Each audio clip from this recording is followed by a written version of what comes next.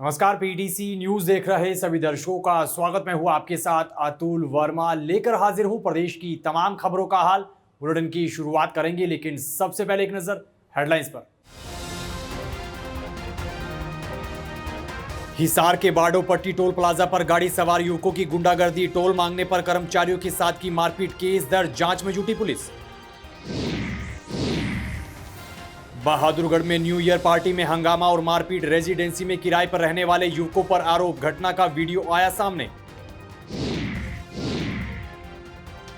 करनाल में national highway पर आग का गोला बनी कार, चलती कार में अचानक लगी आग, बड़ा हादसा होने से टला, बाल बाल बचा परिवार। मुख्यमंत्री नायब सैनी ने नए साल 2025 का सरकारी अधिकारी कैलेंडर किया जारी, प्रशासनिक अधिकारियों से की मुलाकात, नए साल की दी बधाई। और चरखी दादरी की 107 साल की बुजुर्ग खिलाड़ी रामबाई के परिवार ने पेश की मिसाल, 3 पीढ़ियों के खेल में जलवा दिखाने के बाद चौथी पीढ़ी बनी पायलट।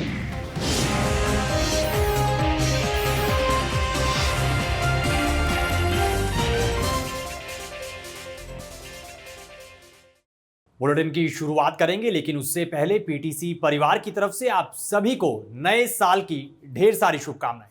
चलिए बुलेटिन की शुरुआत करेंगे अहम खबर के साथ। हिसार के बाडोपट्टी टोल प्लाजा पर कुछ युवकों की गुंडागर्दी की तस्वीरें सामने आई है। जानकारी के मुताबिक टोल कर्मचारियों द्वारा टोल मांगने पर गाड़ी सवार कुछ युवकों ने जमकर बवाल काटा, जमकर हंगामा किया और टोल कर्मचारियों के साथ मारपीट भी की और भविष्य में टोल मांगने पर ऐसा सलूक करने की धमकी भी दी है। वहीं बरवाला पुलिस ने टोल प्लाजा के जीएम और टोल कर्मचारियों की शिकायत पर मामला दर्ज कर जांच शुरू कर दी है। पुलिस अधिकारी ने कहा कि टोल कर्मचारियों से मारपीट करने वालों की पहचान की जा रही है। इधर बहादुरगढ़ में न्यू ईयर पार्टी में हंगामा और मारपीट किए जाने का मामला सामने आया है। जानकारी के मुताबिक ये पूरा मामला बहादुरगढ़ के झज्जर रोड का है, जहां पर एक निजी रेजिडेंसी में किराए के मकान में रहने वाले युवकों की ओर से यह हंगामा किया गया और मारपीट की गई। लोगों ने बताया कि नए साल को लेकर जश्न मनाया जा रहा था। उसी दौरान रेजिडेंसी में किराए पर रहने वाले कुछ युवक महिलाओं के साथ अचानक से नाचने लग गए, जिस पर स्थानीय लोगों ने आपत्ति जाहिर की, जिसके बाद युवक हाथों में डंडे और लोहे की रोड लेकर पहुंच गए और डीजे पर नाच रहे लोगों पर हमला बोल दिया। वहीं घटना के बाद की मोबाइल वीडियो सामने आई है, जिसमें कुछ युवक हाथों में लाठी डंडे लिए दिखाई दे रहे हैं। समस्या ये है जी, कल हमारे यहाँ न्यू ईयर के प्रोग्राम कराया था लेडीज संगीत वगैरह का। यहाँ पर कुछ आवारा तत्व दारू पी के आ गए यहाँ पर और वे डांस करने लगे। उनको समझा बुझा कर हमने उसको कह दिया, भी यहाँ लेडीज डांस कर रही है, आप मत करो। वे किराए पर रहते हैं और बोलते हैं कि हम जेल काट का रहे हैं। ठीक, फिर वे चले गए। उसके बाद रात को 12 बजने में 10 मिनट के बाद वे लाठी डंडे और सरिया वगैरह ले गए। जो जितने बैठे लेडीज मिले तो लेडीज को मारा, बच्चे को मिला तो बच्चे को मारा, जो भी आगे उसके सामने आ गया और उनको सबको मारते चले गए और डंडा और लाठी लहराते हुए निकल गए गेट से बाहर। झगड़ा हुआ है, जो दारू पी के लाठी डंडे लहराते हुए आए और यहाँ हमारे जो निवासी हैं, हमारे परिवार के लोग हैं, उनके साथ मारपीट की। औरतों को चोटें आई हैं। एक हमारे साथी के हाथ में फ्रैक्चर हुआ है, जो हॉस्पिटलाइज है। पुलिस को इन्फॉर्मेशन दी गई है, उसके बाद अभी तक कोई उचित कार्यवाही नहीं की गई है। खबर करनाल से है। करनाल के नेशनल हाईवे पर कार में अचानक आग लगने और कार के आग का गोला बनने की तस्वीरें सामने आई है, लेकिन गनीमत ये रही कि बड़ा हादसा होने से टल गया और गाड़ी सवार परिवार हादसे में बाल बाल बच गया। बताया जा रहा है कि गाड़ी सवार परिवार कुरुक्षेत्र से चुलकाना धाम जा रहा था। इसी दौरान अचानक से गाड़ी में आग लग गई। बताया जा रहा है कि चलती गाड़ी में 2 बार स्पार्किंग हुई, जिसके बाद कार में आग लग गई। वहीं कार में आग लगने की सूचना मिलने पर घटनास्थल पर पहुंची दमकल की गाड़ी ने आग पर काबू पाया है, लेकिन तब तक गाड़ी पूरी तरह से जलकर राख हो चुकी थी। जैसे हमें फायर का सब स्टेशन जुमला गेट पे मैसेज मिला कि ऐसे गाड़ी में फायर अपना फ्लाईओवर पे है फायर गाड़ी में, तो तुरंत हमारे फायर स्टाफ ने यहाँ पहुँच के मौके पर आग को काबू कर लिया। इसमें सीएनजी सिलेंडर भी था, ठीक है जी, और किसी भी जान का नुकसान नहीं हुआ। उनको सुरक्षित बाहर निकाल दिया गया है। अब आग पूर्ण रूप से बुझ चुकी है। भाई साहब, मैं चुलकाना धाम जा रहा था कुरुक्षेत्र से और ये रास्ते में थोड़ा स्पार्किंग हुई, 2 बार बंद हुई, उसके बाद गड्डी में आग लगी। एकदम हम जान के अपनी धक्के से बाहर आए, एकदम बचा के। हरियाणा में एक समुदाय की छात्रा के खुदकुशी करने के मामले पर कांग्रेस द्वारा सवाल उठाए जाने पर हरियाणा सरकार के मंत्रियों ने पलटवार किया है। प्रदेश के कैबिनेट मंत्री अनिल विज और मंत्री किशन बेदी ने कांग्रेस पर पलटवार करते हुए कहा कि कांग्रेस हर मुद्दे पर हमेशा से राजनीति करती आई है। नहीं, विपक्ष द्वारा ही पीड़ित महिला है वो, लेकिन विपक्ष हमेशा हर बात की राजनीति करता है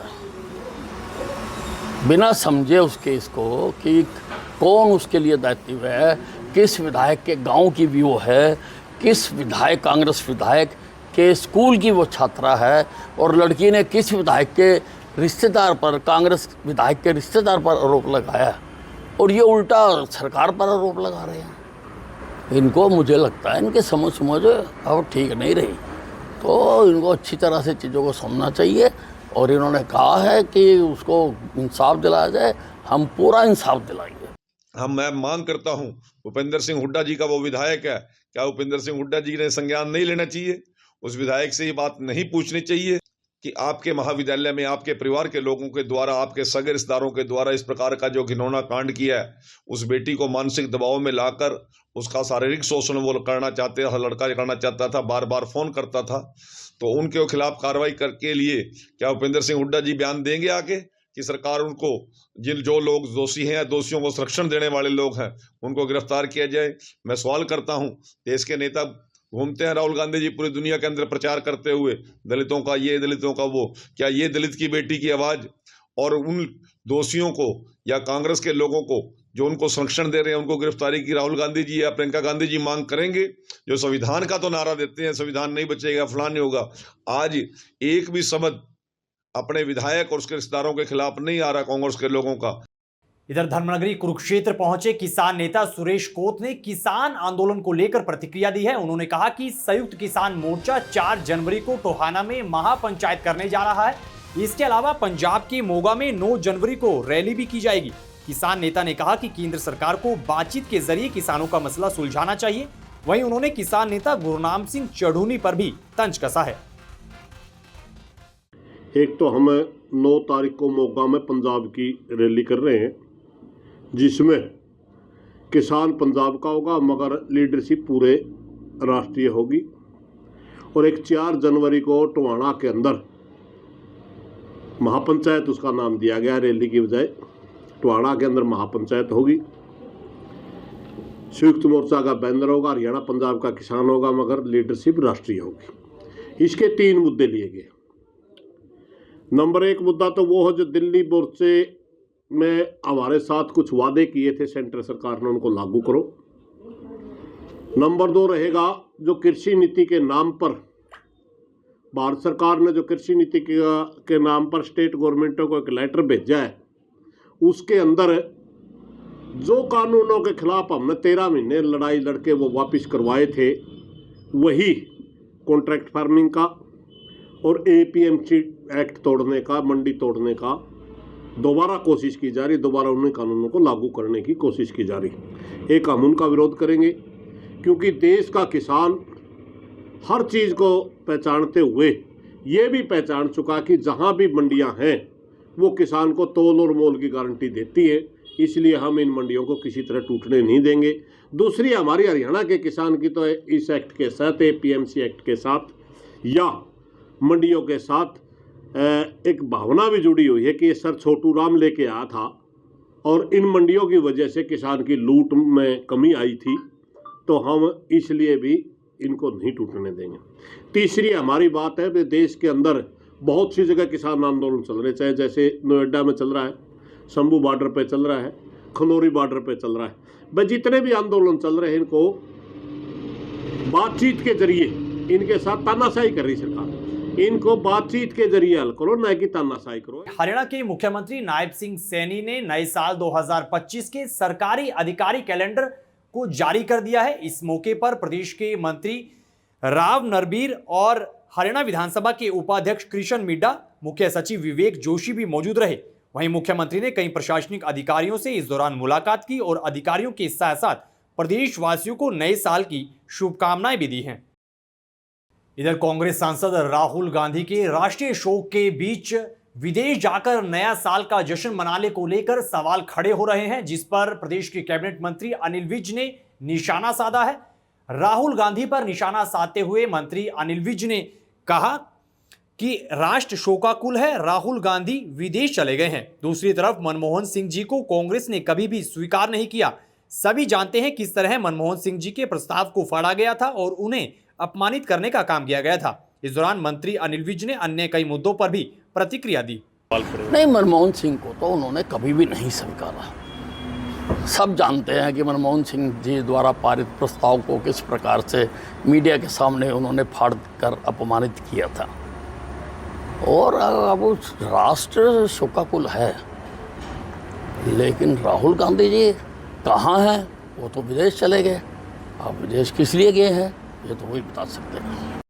इसी कड़ी में परिवहन विभाग से अधिकारियों को हटाए जाने के आदेश पर भी मंत्री अनिल विज ने प्रतिक्रिया दी है। उन्होंने कहा कि सिविल और पुलिस दोनों की ट्रेनिंग अलग अलग होती है, इसलिए सिद्धांत ये कहता है कि पुलिस और सिविल अपने अपने विभाग में ड्यूटी करें। लेकिन कुछ लोग तिगड़म लगाकर सिविल पदों पर आकर बैठ गए थे, जिनको लेकर अब एक्शन लिया जा रहा है।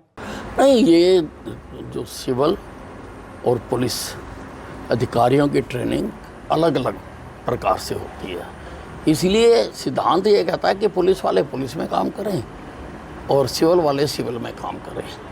पर कुछ लोग तिगड़म बिड़ाकर और कुछ पदों पर सिविल में आकर बैठ गए थे, तो मैंने पत्र लिखा था कि भाई ये उचित नहीं है और ना ही इनको सारी जो व्यवस्थाएं हैं वो समझ आती हैं ठीक ढंग से, तो इनको निकाला जाए। काफ़ियों को निकाल दिया गया और उसमें विर्क को जो इंचार्ज बना हुआ था उसको निकाल दिया गया, कुछ इंस्पेक्टर निकाल दिए गए हैं, कुछ और हैं डीएसपी वगैरह, उनको भी निकालेंगे। खबरों में आगे बढ़ते हैं और अब मौसम का हाल आपको बताएंगे। पहाड़ों पर लगातार हो रही बर्फबारी के चलते मैदानी इलाकों में लगातार ठंड बढ़ रही है, पारा लगातार लुढ़क रहा है। वहीं बात अंबाला की करें तो अंबाला में सर्द हवाएं चल रही हैं, जिस कारण लोगों का जनजीवन और व्यापार काफी प्रभावित हो रहा है। लोग ठंड से बचने के लिए अलाव का सहारा लेते हुए नजर आ रहे हैं। वहीं अंबाला में बारिश के बाद तापमान में लगातार गिरावट भी दर्ज की गई है। ठंड तो बहुत ज़्यादा है और नए साल की शुरुआत भी हो चुकी है। एक उमंग भी है कि कहीं जाके आए, लेकिन इतनी सर्द हवाएं हैं कि बाहर खड़ा होना भी मुश्किल होता जा रहा है और लोग कोई हीटर जला के कोई अलाव जला के ठंड से बचने के उपाय कर रहे हैं। और जो मौसम है अब बिल्कुल भी धूप नज़र नहीं आ रही, बदल बने हुए हैं और ये भी नहीं पता कि ये मौसम कितना लंबा चलेगा। अब तो बस एक मोटे वस्त्रों का ही सहारा है कि ठंड से बचे रहें और अपने काम में बिजी रहें। परेशानी तो है ही है, कहीं निकलना है आना जाना है तो बहुत परेशानी तो है ही है। ठंड में आपको पता ही है, जो काम की रफ्तार होनी चाहिए उस रफ्तार से काम कर ही नहीं पाते हैं। ठंड का बहुत प्रभाव पड़ता है हमारे जीवन पे। चरखी दादरी के कादमा की रहने वाली 107 साल की बुजुर्ग अंतर्राष्ट्रीय खिलाड़ी रामबाई के परिवार की ओर से महिला सशक्तिकरण की दिशा में लगातार मिसाल पेश की जा रही है। आपको बता दें कि 3 पीढ़ियों द्वारा खेलों में जलवा दिखाने के बाद अब रामबाई की चौथी पीढ़ी पायलट बन गई है और रामबाई की चौथी पीढ़ी में जेनित फ्लाई ट्रेनिंग पूरी करने के बाद आज नए साल पर पायलट का सर्टिफिकेट पाकर हवाई जहाज उड़ाने का सपना पूरा करेंगी, जिसको लेकर उन्हें परिवार और गांव से बधाइयां मिल रही हैं। पायलट जेनित ने बताया कि पिता का साया ना होने पर भी उनकी मां शर्मिला, जो कि दिल्ली में डीटीसी बस चलाती हैं, उन्होंने माता पिता की दोहरी भूमिका में उनके सपनों को पूरा करने में कोई भी कसर नहीं छोड़ी है। 9th-10th क्लास मैंने एनसीसी एयरविंग लिया था, तब से मेरा बहुत मन था, मेरा बहुत सपना था कि मैं एविएशन लाइन में ही जाऊं। और फिर मैंने उसके लिए मैंने 12th के बाद वो मैंने कंटिन्यू किया। मैंने बीएससी एविएशन साइंस ली, साथ ही में मैंने अपने सारे एग्ज़ाम्स क्लियर किए जो कि कमर्शियल पायलट लाइसेंस सीपीएल के लिए चाहिए होते हैं। मेरे एग्ज़ाम्स क्लियर हैं और अभी मेरी फ्लाइंग ट्रेनिंग चल रही है, ऑल्सो साथ साथ मेरी एमबीए भी चल रही है। ये नया वर्ष 2025 चल रहा है, अभी मेरी फ्लाइंग ट्रेनिंग पूरी हो जाएगी। फ़िलहाल 138 घंटे हो चुके हैं ऑलरेडी और 200 पूरे करने होते हैं। इसके बाद मैं बहुत छोटी थी जब मेरे पापा की डेथ हो गई थी। मैं 5 साल की थी एक कार एक्सीडेंट में। तब से मेरी मम्मी ने मुझे बहुत सपोर्ट किया है और वही मेरी इंस्पिरेशन रही है। फ़िलहाल वो डीटीसी में बस चला रही हैं। मेरी बेटी का नाम है जेनित गहलावत। मेरी बेटी अभी एक्चुअल में FSTC फ्लाइंग स्कूल नारनौल से पायलट की ट्रेनिंग पर है, जिसके 138 आवर्स के कंप्लीट हो चुके हैं और अभी 200 घंटे जैसे उसके कंप्लीट हो जाएंगे तो वो फ्लाइंग उसकी कंप्लीट हो जाएगी 2025। आज जैसे 2025 से अब स्टार्ट हो चुका है और 2025 में वो बहुत जल्दी इस चीज़ को कंप्लीट, ये अपना जो इसका ड्रीम है, एम है, इसका पूरा हो जाएगा और उसके बाद में ये बहुत जल्दी कमर्शियल फ्लाइंग करेगी। तो इन तस्वीरों के साथ फिलहाल इस बुलेटिन में इतना ही, लेकिन पीटीसी न्यूज पर खबरों का सिलसिला बदस्तूर जारी है। आप बने रहिए पीटीसी न्यूज के साथ और पीटीसी परिवार की तरफ से आप सभी को एक बार फिर से नए साल की ढेर सारी शुभकामनाएं। दीजिए इजाजत, नमस्कार।